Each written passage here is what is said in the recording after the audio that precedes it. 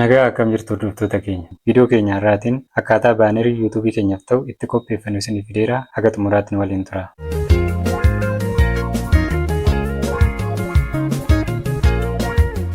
Gaaffiiwwan yuutuubii banachuun barbaada. Kanaaf immoo baanerii hojii koo ibsu qabaachuun qaba. Akkamittan qopheeffadha? Appilikeeshinii kamiin qopheeffadha? Jedhaniif viidiyoon kun gaaffii kanneeniif deebii sirrii fideera. Tole hordoftoota keenya, baanerii yuutuubii keenyaaf ta'u karaa lamaan qopheeffachuu dandeenya. Inni duraa ofii keenyaaf uumuu yookiin kiriit gochuu kan dandeenyu yoo ta'u, inni lammaffaan onlaayiniidhaan weebsaayitii baanerii uumuu danda'an yookiin kan dura uumamee jiru irratti maqaa miidiyaa yookiin loogoo keenyaa jijjiiruun kan itti qopheeffannudha. Har'a mala kana lamaanuu fayyadamnee akkamitti akka itti baanerii yuutuubii keenyaaf ta'u qopheeffachuu dandeenyuun karaa salphaa fi ifa ta'een isinitti agarsiisa. Isin kan isinirraa eegamu miidiyaa keessan Oroo Times miidiyaa kan uummata keenya waan gaarii barsiisu kana sabiskiraayib gochuun laaluu qofa. Ammoo sabiskiraayib godhaa seenaa. Jalqaba akkamitti maanuwaalii uumuu dandeenya kan jedhu yaa ilaallu. Maanuwaalii kiriit gochuuf isin appilikeeshinii garaagaraa fayyadamuu dandeessu. Ani garuu har'aaf appilikeeshinii Canva jedhamu fayyadameen isinitti agarsiisa. Baanerii keenya qopheeffachuudhaan dura gara YouTube chaanalii keenya bira dhufnee view your channel jedhu kana kilik goona.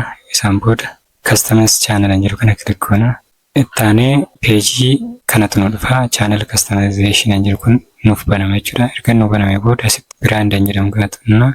Branding jedhamu kana erga xumnee booda ishee tana gadi diraaggoon raawwannetti banner image jedhamu kana nu dhufa. Asirratti barreeffamni jiru jira. For the best result on all devices use an image that at least 2048 times 1152 pixels jedha. Pixelii hagana ta'u tana qopheessadha. Kana jechuun isaa maanni bal'inni isaa kan hagana bal'atu, dheerinni isaa immoo 1152 kan ta'e kana qopheessedha. Kan erga hubannee booda kallattumaan gara appilikeeshinii Canva keenya deemnetti maal goona? Karaa gubbaarratti create a design jedhu kana kilik goona. Achi kilik goone booda maanni annu barbaanne as keessaa kana osoo hin taane gadi buune jalatti mul'atu kana jechuudha. Custom size jedhu kana kilik goona jechuudha. Kilik erga goone booda maaltu nurraa?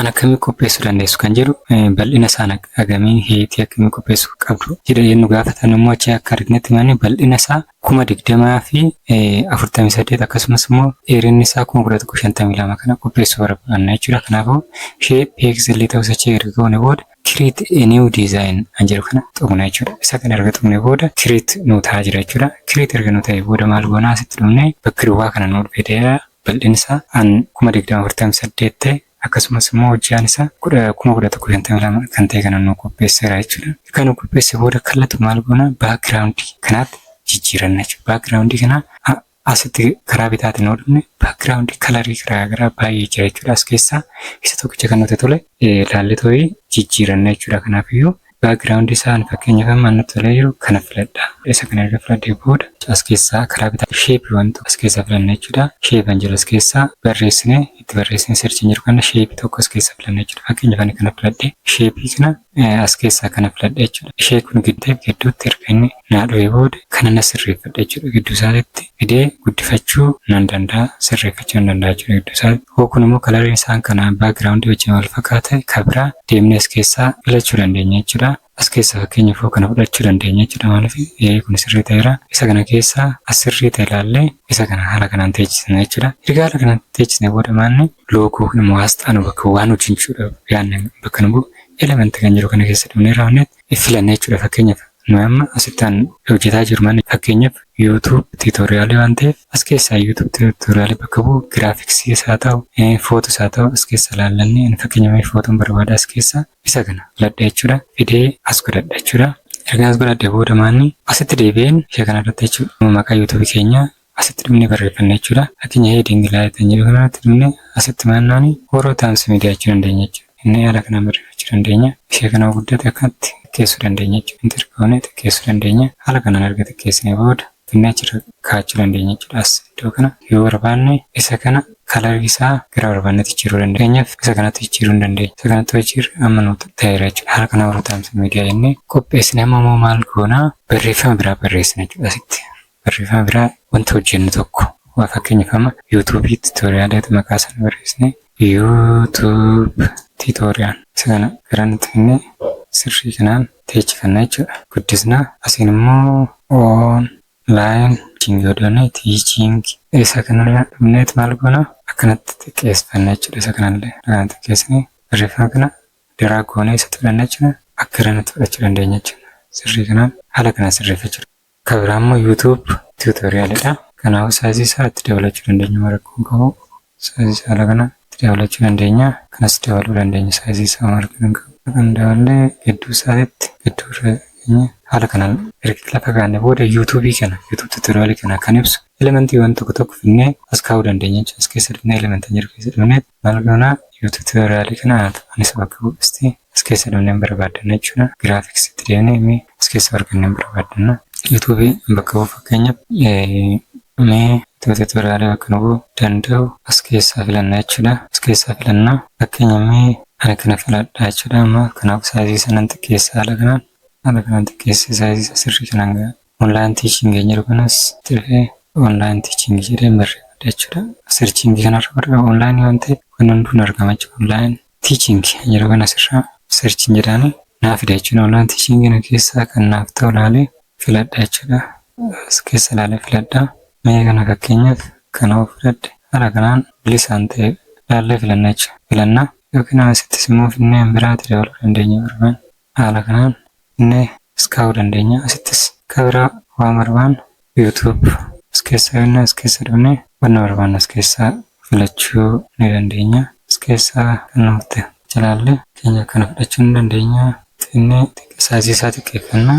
Saayizii isaa erga xiqqeessine booda haala kanaan erga kaawwanne booda maal goona namni kanaafuu saayizii isaa nutti guddate haala kanaan xiqqeeffannaa. Haala kanaan xiqqeessine saayizii isaa guddate haala kanaan lafa godhannaa. Kana keenya booda maal goona haala kanaan nakatti isee kana erga haala kana sirreessine booda asumnee asitti sheeran jedhu kana xumne jechuudha. Yoo daawunloodii nu dhufeera maqaa saawulataan sun jedhu kana seefinnaanii erga seefinneen booda gara yuutuub piroofaayilii keenya deemnee irratti baanerii kana fudhannee cheenji jennaan jechuudha. Cheenji erga jenneen booda isa kana finnee oopinoonneen asitti fidee nu dhufa jechuudha. Kanaafuu haala kanaan dhufnee maannaan iddeen jennaan jechuudha. Iddeen hogganeen inni kun maaltu nu ta'a jechuudha. Hin jijjiirame jechuudha. Asirratti maanni waan nu gochuu kan ishee bakkeen asitti mul'atu kun TV irratti hoggaa ilaalaan akkanatti mul'ata jechuudha. Hundi isaa kun akkatti mul'ata. View on all devices jedhu kanarratti immoo ishee kana haala kanaan mul'ata. Deesktoop irratti immoo haala kanaan mul'ata jechuudha.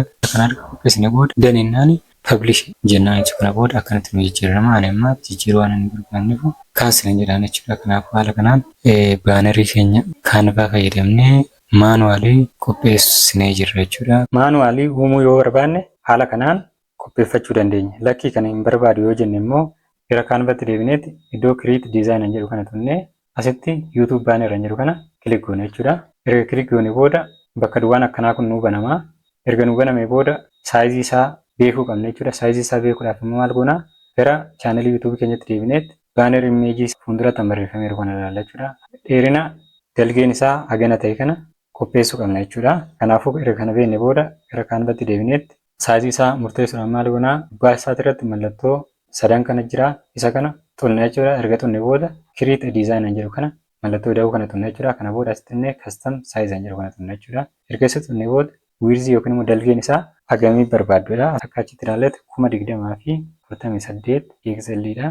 Hojjaan isaa immoo 11,000 fi 52 waan ta'eef dhumnee asitti irratti barreeffanna asitti pixel ta'uusaa check erga goone booda asitti dhumnee maannaa create new design jennaani. Kana booda saayizii isaa hannu barbaannu dalgee 2020 fi 48 pixel akkasumas hojjaa isaa 11,52 kan ta'e kana nu banee jira jechuudha.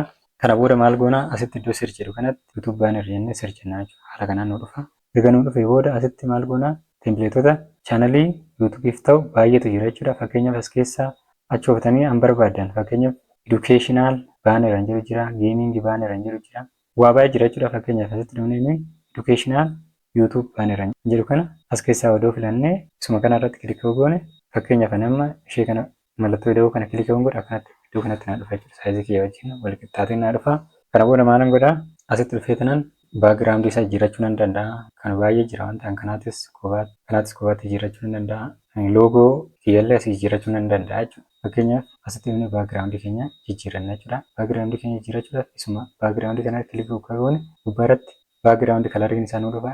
Isuma irratti kilik goone booda kalarii barbaannetti jijjiirachuu dandeenya jechuudha. Asirratti fakkeenyaaf barbaanne kanarratti jijjiirachuu dandeenya. Haala kanaan isa kana jijjiirreerra. Inni guddaan garuu asitti dhufnee loogoo keenya kana jijjiirachuu qabna. Isa kana irraa diileet ofii keenya jijjiirachuu qabna. Akkanas yoo barbaanne jijjiiruu dandeenya. Kalarii isaa fakkeenyaaf as keessa dhufnee kalarii isaa kanatti jijjiirachuu ni dandeenya jechuudha.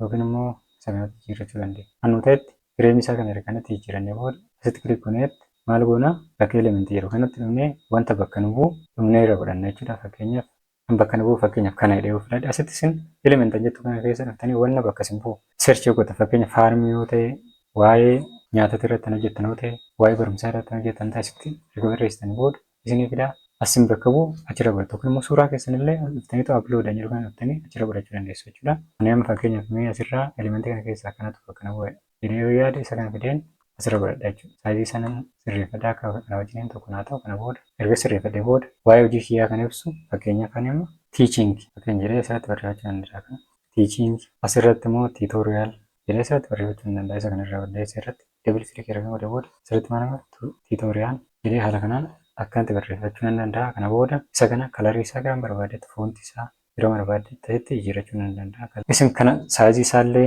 haala kanaan guddistanii itti fayyadamuu dandeessu. Kan haga kanaatti guddifachuu ni dandeessu jechuudha. Haala kanaan baanarii tokko jijjiiruudhaaf baay'ee dhiphachuu sirra jiru. Haala kanaan isteeppii nama deemu kanaan dhuftanii baanarii mataa keessanii uumachuu dandeessu. Baanariin yuutuubii qofaaf miti hojjetamu akkuma isin beektan beeksisa garaagaraa fakkeenya waa'ee hojii keessanii, waa'ee nyaata yoo ta'e, waa'ee nyaata keessanii, waa'ee faashiniiwwan, waa'ee gurgurtaa waan hojjetan hundi marattu warri baanarii of keessanii qopheeffachuu barbaadan haala kanaan qopheeffachuu ni dandeessu. Suuraawwan garaagaraa kan isin ibsu kan itti dabalachuu dandeessu jechuudha. Egaa haala kanaan qopheeffannee booda maal goona daawunlood gochuu qabna jechuudha. Daawunlood gochuudhaan maal goona ishee gubbaa irratti ishee irratti kana kilik goona. Erga kilik goone booda ishee jalatti mallattoon daawunloodii nuu dhufti. Kana booda ishee irratti kilik goona jechuudha. Kana booda asitti maqaa faayilii keenyaa irratti barreessina baaner jennaan jechuudha. Simne seef jennaan. Kana booda gara chaanalii keenyaa deemneet bakki baaner jedhu kana bira dhufneet asitti dhufnee maannaan upload jennaan jechuudha. Kana booda iddoo daawunloodii nuti kana bira dhufneet isirratti kilik gooneet open jennaan. Kana booda haala kanaan nu jijjiirameera jechuudha. Amma wanni guddaan asirratti maalidha? Baanerii yuutuubii tokko yeroo tiiviidhaan ilaalamu hundi isaa akkanatti deeskitoop irratti immoo agaasii kanatti nu mul'ata. Deeskitooppootni dalgee kana qofatu nu mul'ata jechuudha. Asitti immoo diivaayisii hunduma irratti haala kanaan nu mul'ata jechuudha. Haala kana irra qopheeffannee booda dhufnee maannaa dandeennaan jechuudha. Waa dhugumatti baay'ee namatti tola jechuudha. Egaa jaalatamoo hordoftoota keenya haala kanaan baanerii yuutuubii keenyaaf ta'u yoo barbaanne maanuwaalii yookiin immoo teempileetota uumamee jiru jijjiiruun haala salphaadhaan baanerii keenya haala kanaan qopheeffachuu ni dandeenya jechuudha. Kabajamoo hordoftoota keenya viidiyoon kun akka isin fayyadu abdiin qaba. Chaanalii kana sabskiraayib gochuun maatii keenya ta'a. Yaada fi gaaffii yoo qabaattan koomentii jalatti naa barreessaa. Viidiyoo biraatiin haga walitti deebinutti itti gaarii.